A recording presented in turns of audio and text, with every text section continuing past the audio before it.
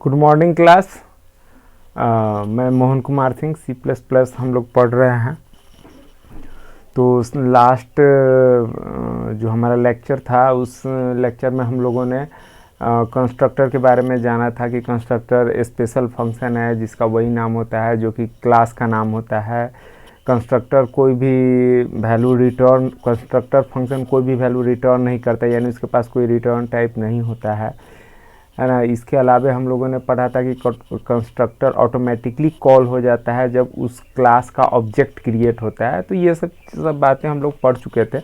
और कंस्ट्रक्टर का मेनली जो वर्क है कि कंस्ट्रक्टर हम बनाते क्यों हैं, तो ये जानना बेहद ज़रूरी है कि कंस्ट्रक्टर का काम क्या है। तो कंस्ट्रक्टर का काम ये है कि कंस्ट्रक्टर क्लास ऑब्जेक्ट को मेमोरी में इनिशिएट करता है ना, यानी कि मेमोरी में क्लास के लिए जो मेमोरी एलोकेशन का काम होता है वो कंस्ट्रक्टर ही करता है ना। जैसे हम लोगों ने पिछले क्लास में पढ़ा था कि क्लास का जितना ऑब्जेक्ट बनता है, हर ऑब्जेक्ट के पास उसका अपना वेरिएबल होता है, अपना फंक्शन होता है एक्सेप्ट स्टैटिक में मेंबर्स। तो ये जो ऑब्जेक्ट क्रिएशन का काम है क्लास के लिए है ना, मेमोरी एलोकेशन का काम ये कंस्ट्रक्टर करता है। और कंस्ट्रक्टर हम अभी यहाँ पे कंस्ट्रक्टर का जो कंसेप्ट है उस कंसेप्ट को समझने के लिए प्रोग्राम में कंस्ट्रक्टर बनाने का काम करते हैं। हम क्लास के साथ कंस्ट्रक्टर बनाए या ना बनाए, बाय डिफ़ॉल्ट कंस्ट्रक्टर हर एक क्लास के साथ होता ही होता है ना। और विदाउट कंस्ट्रक्टर कोई भी क्लास काम ही नहीं कर सकता है ना। और वहाँ से जब हम देखते हैं कि कंस्ट्रक्टर कितने प्रकार के होते हैं, तो कंस्ट्रक्टर 4 प्रकार के होते हैं: default constructor, parameterize constructor, copy constructor and dynamic constructor. इसमें से पैरामीटराइज कंस्ट्रक्टर पहले डिफ़ॉल्ट होना चाहिए था, तब पैरामीटराइज होना चाहिए था। खैर कोई बात नहीं, पैरामीटराइज कंस्ट्रक्टर को हम लोगों ने पढ़ चुका है कि पैरामीटराइज कंस्ट्रक्टर उसको बोलते हैं जो पैरामीटर ले। और पैरामीटर कब लेता है, तो उसको पैरामीटर पास कब होता है, तो जब हम ऑब्जेक्ट जिस समय बनाते हैं उसी समय ऑब्जेक्ट के साथ ही ब्रैकेट में फंक्शन की तरह ही हम उसको पैरामीटर भेज देते हैं। अब दूसरा है डिफ़ॉल्ट कंस्ट्रक्टर। तो कहता है this is a special member function which is invoked by C++ compiler without any argument, मतलब बिना किसी आर्गूमेंट के, for initializing the object of a class के ऑब्जेक्ट को इनिशियलाइज करने के लिए ऑटोमेटिकली इन्वोक हो जाता है। किसके द्वारा, तो कहता है C++ कंपाइलर के द्वारा। यानी कि डिफ़ॉल्ट कंस्ट्रक्टर तो होगा ही होगा हर एक क्लास में। पैरामीटराइज बनाना है तो आप खुद से बना सकते हैं, लेकिन डिफ़ॉल्ट तो हर आप बनाए या ना बनाए हर क्लास के साथ होता है। लेकिन हमें देखना है, हमें जानना है, सो डैट हम बना लेते हैं उसको। It is also called empty constructor which has no argument, यानी कि पैरामीटर। इसको empty constructor के नाम से भी जानते हैं। तो ऑब्जेक्टिव के पॉइंट ऑफ व्यू से ये याद रखना जरूरी है कि डिफ़ॉल्ट कंस्ट्रक्टर को empty constructor भी कहते हैं। It automatically called when we create the object of the class। चलिए अब इसका सिंटेक्स से तो हम लोग परिचित हैं, एक्सेस स्पेसिफायर और उसके बाद आपका क्या होता है कोलोन और उसके बाद क्लास नेम और ये 2 ब्रैकेट छोटे वाले फंक्शन की तरह, है ना। अब एक एग्जांपल यहाँ पे दे रखा है, देखिए जैसे क्लास सैंपल है और पब्लिक सैंपल है और वॉइड डिस्प्ले है। यहाँ पर देखिए ये पब्लिक सैंपल और वॉइड डिस्प्ले। वॉइड डिस्प्ले का मतलब यहाँ पे पब्लिक वॉइड डिस्प्ले है और पब्लिक सैंपल है। तो पब्लिक सैंपल क्या है, ये कंस्ट्रक्टर है और ये क्या है, नॉर्मल फंक्शन है। और दोनों के साथ लास्ट में क्या लगा हुआ है, इंड ऑफ लाइन लगा हुआ है। तो पुरानी चीज़ें जो हम लोग पढ़ चुके हैं उसको भी यहाँ पे हम रिकॉल करते हुए चल रहे हैं, यानी कि ये केवल डिक्लेरेशन है और इसका definition outside the class. Function सबसे स्टार्टिंग लेक्चर मैंने लिया था फंक्शन, और उसी में आपको बताया था inside class definition and outside class definition.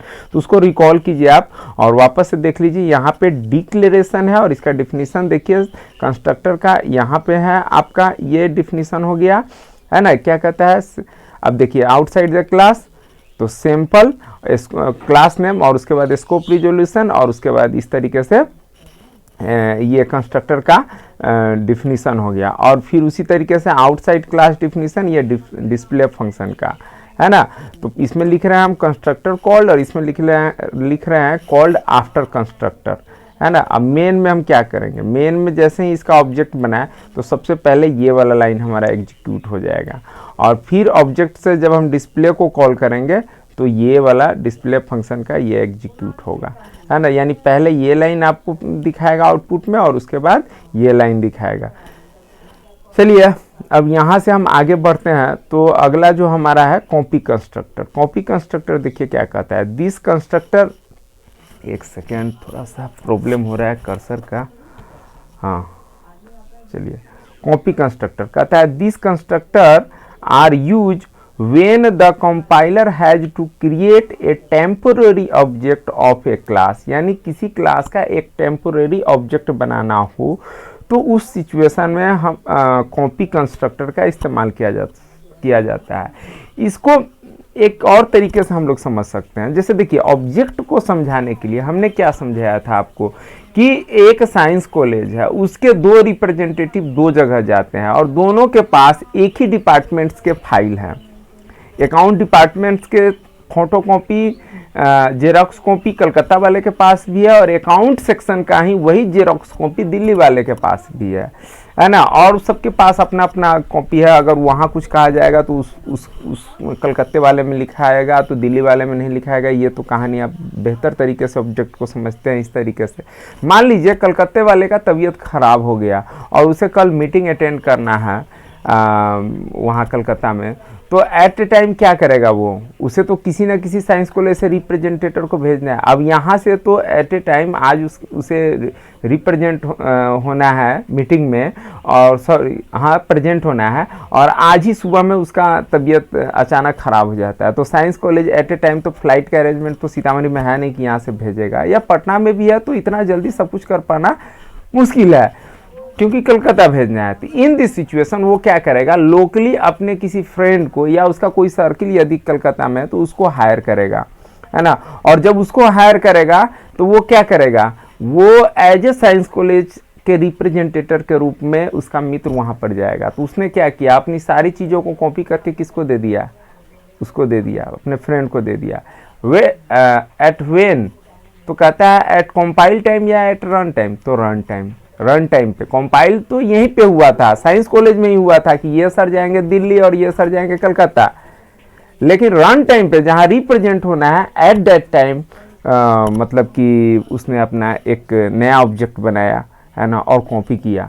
तो इस तरीके से हम कॉपी कंस्ट्रक्टर को समझ सकते हैं। कहता है मतलब temporary object of a class, है ना, use when the compiler has to create, compiler को क्रिएट करना पड़ता है। अब देखिए क्या कहता है, they are use in following situation, in situation में यूज होता है the initialization of the object by another object of the same class. वही बात कह रहा है ना कि इनिशियलाइजेशन ऑफ ऑब्जेक्ट, एक नया ऑब्जेक्ट इनिशियलाइज हो रहा है bye another object of the same class, उसी क्लास के जो है उसी क्लास के एक दूसरे ऑब्जेक्ट के द्वारा दूसरा ऑब्जेक्ट इनिशियलाइज होता है। जनरली कोई भी ऑब्जेक्ट कब इनिशियलाइज होता है, तो using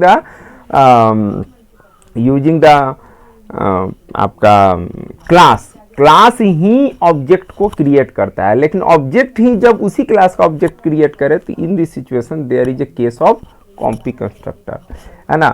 copy an object, object को कॉपी करता है to push it as an argument to the function, है ना। मतलब ऑब्जेक्ट को कॉपी करके पुश कर देना है आर्गुमेंट के रूप में। और फिर कहता है copy an object to return it from a function, है ना। मतलब फिर वही बात, ऑब्जेक्ट को कॉपी करके फंक्शन से हम रिटर्न भी करा सकते हैं। फिर आगे कहता है if A copy constructor is not defined in A class, किसी क्लास में अगर मान लीजिए कॉपी कंस्ट्रक्टर डिफाइंड नहीं है, the compiler itself define one, compiler अपने आप डिफाइन कर देता है ना। और ऐसे भी आपको मैं बता दूं, अब पहले भी बताया कि जितना विदाउट कंस्ट्रक्टर क्लास को हम मतलब कि वो मेमोरी में रन ही नहीं कर पाएगा, तो कंपाइलर ऑटोमेटिकली जब जैसा ज़रूरत होता है वो कंस्ट्रक्टर बना लेता है। और उस बात को समझने के लिए ठीक आप इस प्रकार से समझिए, जैसे आप जानते हैं कि कंप्यूटर के अंदर, कंप्यूटर आर्किटेक्चर के अंदर जो भी काम होता है वो वोल्टेज का काम होता है, हाई वोल्टेज, लो वोल्टेज। लेकिन हाई लो वोल्टेज हम लोग कॉपी पे कैसे पढ़ेंगे? पढ़ सकते हैं? नहीं पढ़ सकते हैं। तो उसको पढ़ने के लिए हम लोग क्या करते हैं? बाइनरी नंबर सिस्टम 1 और 0 से उसको रिप्रेजेंट करते हैं। ठीक उसी प्रकार इनिशियली नहीं, मतलब कि कंप्यूटर जो है, मतलब टर्बो सी जो है, ऑटोमेटिकली उसको जिस तरह का जैसा कंस्ट्रक्टर जिस समय होता है वो अपने हिसाब से क्रिएट कर लेता है। लेकिन उसको यदि हमें जानना होगा, उसे हमें प्रोग्रामिंग के जरिए जानना होगा, समझना होगा। So that this topic is here. फिर आगे क्या कहता है? The compiler itself define one, ठीक है। If the class has pointer variable, class के पास कोई पॉइंटर वेरिएबल, पॉइंटर यहाँ पे मैंने पढ़ाया नहीं है लेकिन आप लोग पढ़ रखे हैं, थोड़ा थोड़ा समझने का प्रयास कीजिएगा। और ठीक कंस्ट्रक्टर के बाद हमारा आएगा डिस्ट्रक्टर, और डिस्ट्रक्टर के बाद जो नेक्स्ट टॉपिक होगा वो पॉइंटर ही होगा। तो तुरंत मैं पढ़ाने का प्रयास करूंगा ताकि आपको ये अभी भी आप समझ सकते हैं, अगर पॉइंटर का कंसेप्ट क्लियर है, और नहीं भी क्लियर है तो भी समझ में आएगा, है ना। कहता है कि class has pointer variable and has some dynamic memory allocation. Dynamic memory allocation यानी कि रन टाइम पे मेमोरी एलोकेट कराना, है ना। तो आगे एग्जाम्पल में हम लोग देखेंगे कि रन टाइम पे कैसे मेमोरी एलोकेट होता है। Then it is a must to have a copy constructor, तो उसके पास एक कॉपी कंस्ट्रक्टर होना चाहिए, है ना। The most common form of copy constructor is shown here. अब यहाँ पे इसका सिंटेक्स दिया हुआ है, क्लास नेम, है ना। कंस्ट्रक्टर में क्या होता है? एक्सेस स्पेसिफायर कोलोन, उसके बाद क्लास नेम, और यहाँ पे कौन हमारा एक कीवर्ड है, फिर क्लास नेम, है ना। यानी कि जो यहाँ पे क्लास नेम है वही क्लास नेम, और यहाँ पे ऑब्जेक्ट का रिफरेंस, है ना। तो this one is the syntax of copy constructor. यानी कॉपी कंस्ट्रक्टर भी पैरामीटर लेता है लेकिन वो ऑब्जेक्ट का कॉपी फॉर्म लेता है ना। अब देखिए यहाँ पे एक एग्जाम्पल आपका दे रखा है, इसको समझने का प्रयास कीजिएगा। देखिए यहाँ पहले मेन से ही हम शुरू करते हैं। मेन में क्या है? ABC क्लास का हम C1 नाम का ऑब्जेक्ट बनाए, और इस C1 ऑब्जेक्ट के साथ क्या कर रहे हैं? 5 और 6 एज ए पैरामीटर भेज रहे हैं। तो ऑब्जेक्ट के साथ पैरामीटर भेज रहे हैं, इट मीन्स निश्चित रूप से ये कंस्ट्रक्टर के पास जा रहा है। और कैसे कंस्ट्रक्टर के पास जा रहा है? तो पैरामीटराइज कंस्ट्रक्टर के पास। देखिए तो इसमें पैरामीटराइज कंस्ट्रक्टर है, बिल्कुल है। क्लास का नाम क्या है हमारा? ABC। इसमें वेरिएबल क्या है? तो XYZ। अब यहाँ पे क्या है हमारा? तो पब्लिक ABC इंट P और Q। ध्यान दीजिए ये ABC दोनों क्लास नेम है, और यहाँ पे इंट P और इंट Q ये ले रहा है। तो ABC क्लास नेम है, तो ये कंस्ट्रक्टर है और ये पैरामीटर ले रहा है। तो यहाँ से जो 5 और 6 हमने भेजा है एज ए पैरामीटर, वो कहाँ चला गया? P और Q में चला गया। उसके बाद यहाँ पे हमने सी आउट करा दिया है पैरामीटराइज कंस्ट्रक्टर इज कॉल्ड। ये हमने जस्ट दिखाने के लिए यहाँ पे हम लिखते हैं कि हमारा कंट्रोल कहाँ पर गया, ये हमें पता कैसे चलेगा रन टाइम में, है ना। तो सो डैट ये सबसे पहले अगर आपको आएगा तो इट मीन्स कि पैरामीटराइज कंस्ट्रक्टर कॉल्ड। और यहाँ पर x इक्वल टू P और y इक्वल टू Q, यानी XYZ जो हमने लिया है तो x इक्वल टू P और y इक्वल टू Q हमने डाल दिया। अब देखिए अब हम क्या करते हैं, एक दूसरा ऑब्जेक्ट बनाते हैं C2 और इक्वल टू हम कर देते हैं C1, है ना। तो इसको करने से क्या होता है? देखिए ये लाइन जो एग्जीक्यूट होगा तो ये कॉपी कंस्ट्रक्टर यहाँ पे कॉल हुआ है ना। और कॉपी कंस्ट्रक्टर देख लीजिए यहाँ पे है आपका, ये है आपका कॉपी कंस्ट्रक्टर। अब यहाँ पर देखिए मैटर क्या है? मैटर है देखिए आपका C2 ने, है ना, जो C2 क्रिएट किए, तो C2 के क्रिएट होने से ये वाला कंस्ट्रक्टर कॉल हुआ है, और इसमें C1 एज ए पैरामीटर गया है। कैसे गया है? एज ए पैरामीटर गया है, और C1 का वैल्यू यहाँ OB में क्या हो जाएगा? वैल्यू के इक्विवेलेंट हो जाएगा। और OB क्या है? तो ABC क्लास का ही एक ऑब्जेक्ट है, रेफरेंस ऑब्जेक्ट है, जो कि रन टाइम पे बना है ना। अब यहाँ पे जैसे ही ये कॉल होगा तो आपको लिख देगा कॉपी कंस्ट्रक्टर कॉल्ड, और फिर यहाँ पे हम क्या कर रहे हैं? Z इक्वल टू, यानी कि कौन किया है? C2 ने कॉल किया है ना। तो Z का मतलब यहाँ पर है C2 का Z। किसका Z? C2 का जेड। अब C2 के जेड में हम क्या डाल रहे हैं, तो OB, तो OB किसके इक्विवेलेंट हो गया था, C1 के ना, क्योंकि C1 एज ए पैरामीटर यहाँ पे जा रहा है। तो C1 के AB में 5 और 6 है, लेकिन C2 के XY में, C2 के XY में 5 और 6 नहीं है, तो C1 इक्विवेलेंट हो गया हुआ है OB के।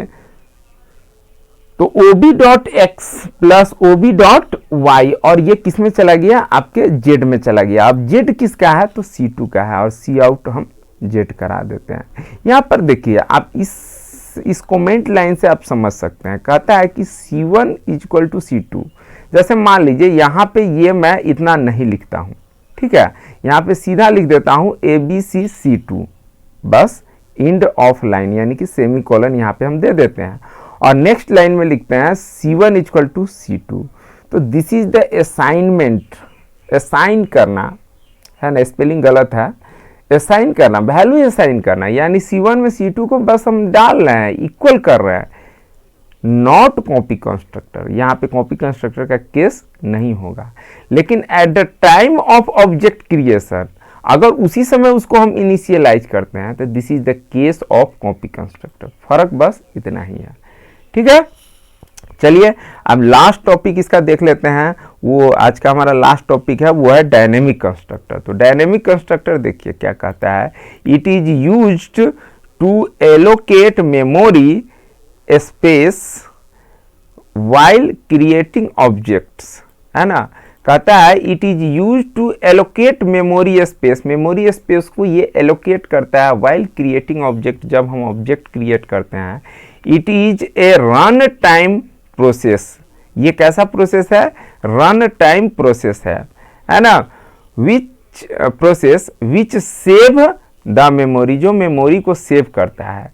To create memory dynamic operator used the new keyword, new और डिलीट दो कीवर्ड है, इसको भी हम लोग बहुत डिटेल में पढ़ने वाले हैं आफ्टर द पॉइंटर। तो न्यू क्या करता है, न्यू जो है रन टाइम पे मेमोरी को एलोकेट कराने का काम करता है ना। एग्जाम्पल से बहुत अच्छे तरीके से समझ में आएगा। देखिए यहाँ पर डायनेमिक कंस्ट्रक्टर का एग्जाम्पल मैंने दे रखा है। यहाँ पे क्या है, हमारा एक क्लास ए है, उसके पास ए नाम और बी नाम का दो पॉइंटर है। यहाँ पे एंड ऑफ लाइन होगा, सो डैट यहाँ पे आप सेमी कोलोन लगा लीजिएगा, ये मिसप्रिंट है, छूटा हुआ है ना। और फिर आगे यहाँ पे क्या है, पब्लिक ए, यानी ए का क्लास ए का हमने यहाँ पे क्या बनाया, एक कंस्ट्रक्टर बनाया। अब इस कंस्ट्रक्टर में क्या करा रहे हैं कि देखिए ए इक्वल टू न्यू इंट हम कर रहे हैं, है ना। तो ए क्या है, ए एक पॉइंटर वेरिएबल है और बी भी क्या है, एक पॉइंटर वेरिएबल है। पॉइंटर क्या किस चीज़ को स्टोर करता है, तो कहता है address of another operator of same data type, है ना, ऑपरेटर नहीं, other variables of the same data type. यानी यदि ये ए जो है अगर इंटीजर है तो ये किसी दूसरे इंटीजर वेरिएबल का एड्रेस स्टोर करेगा। तो दूसरा वेरिएबल तो यहाँ पे है नहीं, हमने डिक्लेयर कर नहीं रखा है, और जो भी डिक्लेयर कर रखा है वो कंपाइल टाइम है। तो ये रन टाइम पे क्या कर रहा है, जब ये एक एड्रेस लेता है ना, और उस एड्रेस को ए में डाल देता है, फिर उसी तरीके से एक नया एड्रेस और लेता है और उसको बी पॉइंटर में डाल देता है।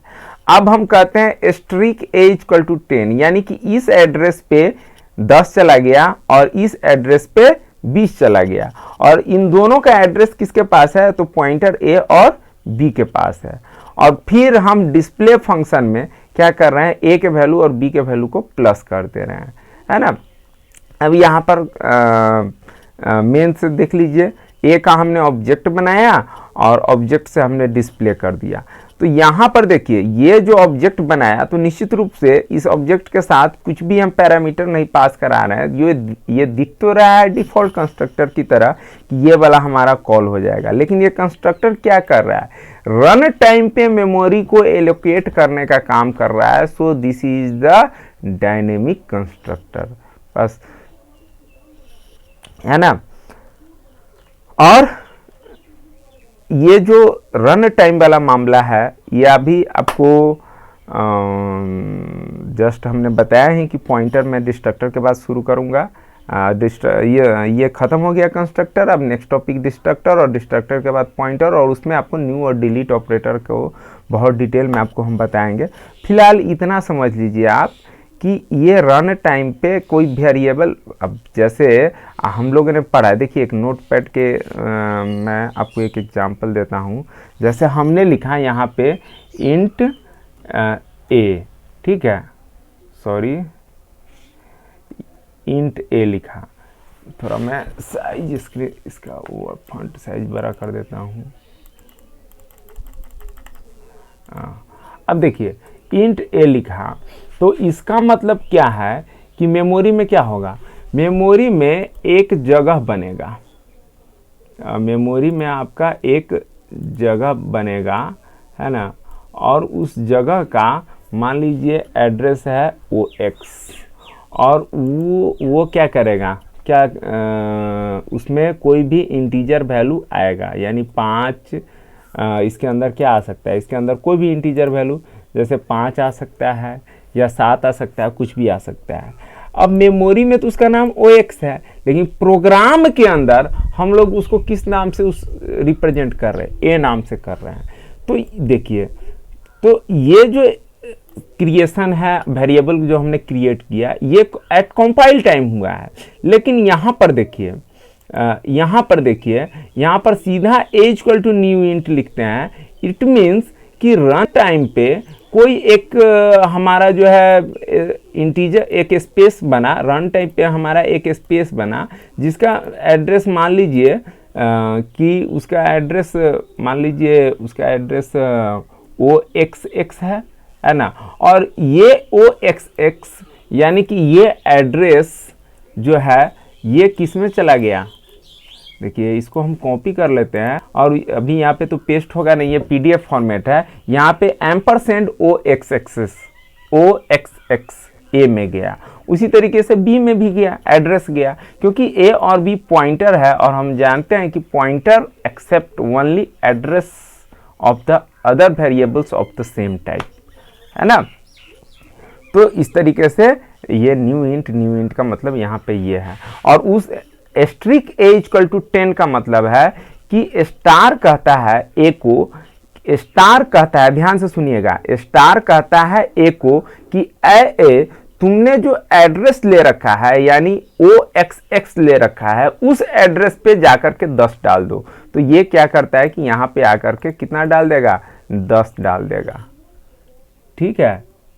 तो ये यहाँ पर जो न्यू इंट का कंसेप्ट है वो रन टाइम का है। चलिए मैं अपना सेशन इंड करता हूँ। यहाँ पे देखिए, यहाँ पे ये मैंने रफली यहाँ पे भी कुछ ड्राई रन वगैरह करा रखा है ना, कि ए का स्टार ए का मतलब OX, यहाँ पे AY है ना, वही चीज़ मैंने कर रखा है। चलिए अब मैं सेशन को अपना इंड करता हूँ। आप लोगों ने मेरे सेशन को देखा, इसके लिए बहुत बहुत धन्यवाद, है ना।